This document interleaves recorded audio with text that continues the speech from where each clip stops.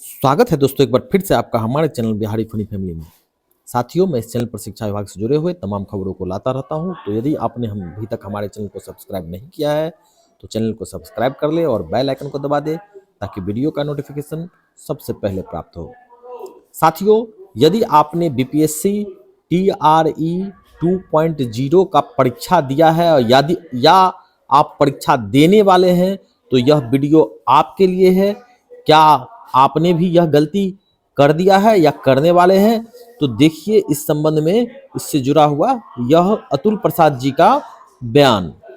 Candidate ने आठ नौ questions पर क्या किया कि उसको जैसे डाउट होता है कैंडिडेट्स को कोई आंसर पर, तो एक डॉट लगा दिया वहां पर, और बाद में उसने सही आंसर दिया है, लेकिन शुरू में अगर डाउट है तो वहां पर डॉट लगा दिया। ओएमआर पर डॉट न लगाएं, क्योंकि वो उस कैंडिडेट के केस में हम लोग 8 से 9 क्वेश्चंस को हम लोगों ने हटा दिया।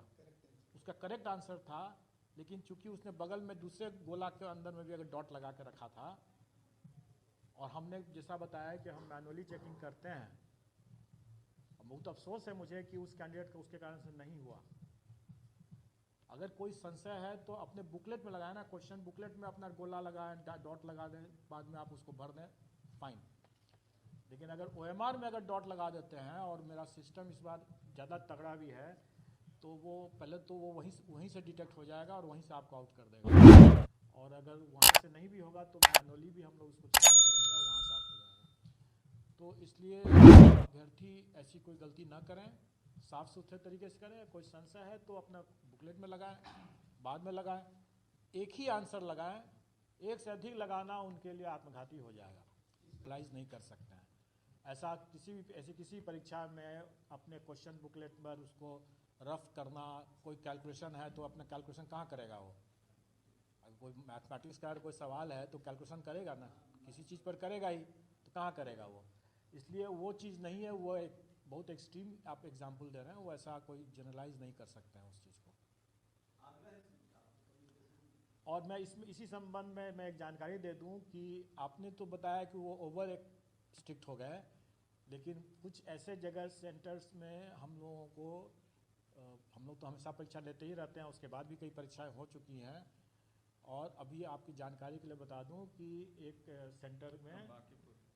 सेंटर में जो हमारे स्टैंडर्ड प्रोटोकॉल हैं, जो हमने कई बार पूर्व के अवसरों में बताया है कि कुछ कार्य हम पर्दे के सामने करते हैं और कुछ कार्य पर्दे के पीछे करते हैं, और हमारे लिए दोनों कार्य बहुत महत्वपूर्ण है, बल्कि पर्दे के पीछे का कार्य ज़्यादा महत्वपूर्ण है। और उसमें अगर कोई हमारे स्टैंडर्ड प्रोटोकॉल को, गाइडलाइंस को अगर उल्लंघन करते हैं तो उस पर सख्त कार्रवाई होगी। और आप लोगों की जानकारी के लिए बता दें कि अभी एक सेंटर का नाम तो आपने ले लिया, लेकिन उसकी ज़रूरत नहीं है, सेंटर का नाम लेने की ज़रूरत नहीं है, वैसे सेंटर का नाम ले लिया इन्होंने। वहाँ के सेंटर सुपरिटेंडेंट सेंटर सुपरिटेंडेंट को निलंबित कर दिया गया। वो हमारे एक स्टैंडर्ड प्रोटोकॉल का एक माइनर उल्लंघन था।